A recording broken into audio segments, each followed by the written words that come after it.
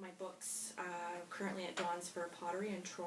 I have it at the Carnegie Gallery in Dundas. Troy, that's not too far away. No, and it's lovely. Yeah, Troy's nice. Yeah, Dawn's for is a wonderful man, and I've loved his product, and I've been purchasing from him for 2 decades now. And well, it really is about relationship, isn't it? Totally, completely. And local artists supporting local artists, and community and giving back, paying forward.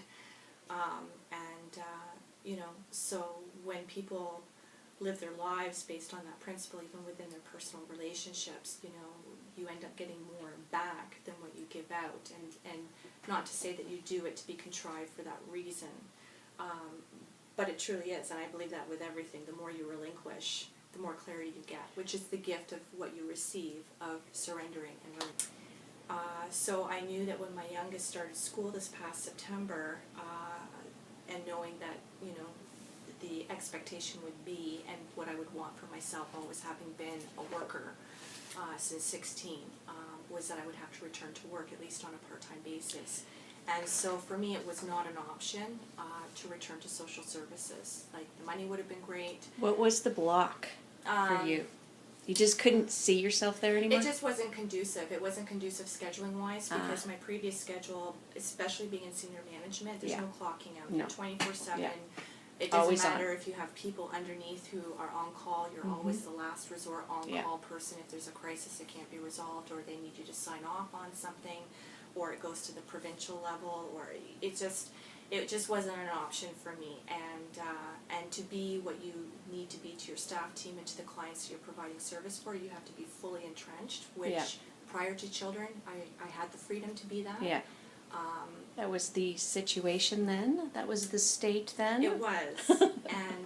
And so knowing that my children are my number one priority, and knowing that their school hours are 9:10 to 3:30, in order for me to go back to what I was working in, that even the commute alone wouldn't allow me to do what I would need to do to be effective in that kind of position, and to be accountable at the government level, to clients, to stakeholders. And I certainly wouldn't have been able to be present, because I would always be mindful of time, and am I going to make it back to school to pick the children up. So I thought that this is clearly not an option for me. Well, I've always been a proactive planner, and I've always been a contingent planner. So I was starting to seriously think about all of this a year and a half prior to my daughter being of school age. And because life gets busy, things come up at the last minute, and I knew that my plan needed to be solid. So that's not something you wait till the 11th hour to figure out, especially when you're talking about 3 people's lives. Yeah. So and again, I don't believe in coincidence. I don't believe in circumstance. I truly don't. But for all the reading that had been required of me, both through academics and my vocation, being within management, I kind of went through a period, as much as I love books, I love writing, I love all those things, I got a little bit, and too tired. Once the kids went to bed, I was done. Oh, yeah. So my nightstand is like this, full of books, which I always said I'm going to eventually get to, and I know that I will, I absolutely will. But for whatever reason, although I had all these books lined up to read, for whatever reason, I felt I wanted to go into an actual bookstore and just peruse the aisles and take a look and see what was currently out there. And so I did that, and I came across a book, nothing magical about the cover, but it was called The Passion Test, and it was co-authored by Janet Bray Atwood. And so I picked up this book, and I could not put it down. And who's the author again? Janet Bray Atwood. I have her on my... Do you? I have her. She keeps sending me messages. She trained me. So I read this book, and I bought the book, and since I purchased the book and first read the book, which would have been October of last year, I've now read it 10 times. And so initially, when I was nearing the end of the book, I was getting quite sad, because I was getting so much out of it, and I thought, this can't end. Like, I'm starting to sponge this up. This is good stuff. And it wasn't completely different in many respects from the type of books I would have gravitated to in the past. Maybe it was just the timing in which I was reading it. It resonated with me differently. Maybe because I was mindful of having to come up with a plan. All of those things combined. So I get to the end of the book, and it offers offers you an opportunity, should you wish to pursue it further, to go through an online submission process to become what's called a certified passion test facilitator. Let me speak, and after a few discussions, she said to me, well, Lisa, if you're still interested, I want to welcome you to the passion test family. And we then proceeded to talk about the next round of training that would be available. And initially, she had mentioned to me, because I had asked if there was training available in Canada, because I'd like to keep it local, given my circumstances with the children, if at all possible.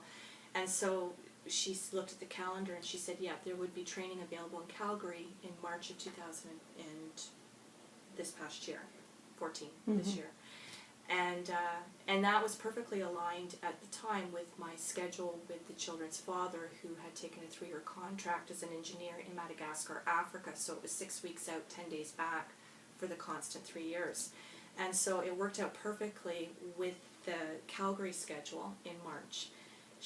So Maureen called me back shortly after that, and she said, okay, this is probably not going to work out for you scheduling wise, but I can't encourage you enough to do what you have to do to make this work. She said this doesn't happen very often, but Janet has decided that she wants to provide the training in her home in San Anselmo, California in February, which is sooner obviously than the Calgary. So it's in the States, but it's in Janet's home, and you would be trained by the person who co-authored the book. You're not going to get any better training than Lisa herself. So I moved some mountains, and, I guess. and the mountains aligned, and so I was one of 12 people selected from around the world for that particular training to go to Janet's home in San Anselmo, California. And so I connected with what I now classify as my passion test family, which I keep up with quite regularly, and one who I just saw supporting her with one of her personal, spiritual, professional endeavors in Vancouver, which involved more networking for me. So that was lovely. And so I did that. It was 4 days of intensive training. And so when I returned, so then I'm thinking, okay, so all these people in the passion test world, if it's not to become more aligned with what they're already passionate about, it propels them into, being independent and being a passion test facilitator, which is what we were licensed to do, should you wish to embark on that as solely what you want to do, career-wise, financially, everything. So I thought, okay, well, this is aligning with what I said I wanted to do when my daughter went to school this past fall. So I thought, this is perfect. So I returned, I'm all pumped, and I continue to be jazzed about the book based on the clarity I've received and how it's taking off in my life. But what I did realize after doing a few consultations with people, I realized I'm not passionate about being a passion test facilitator. So I thought, this is lovely. A little snag. So I thought, this is just wonderful.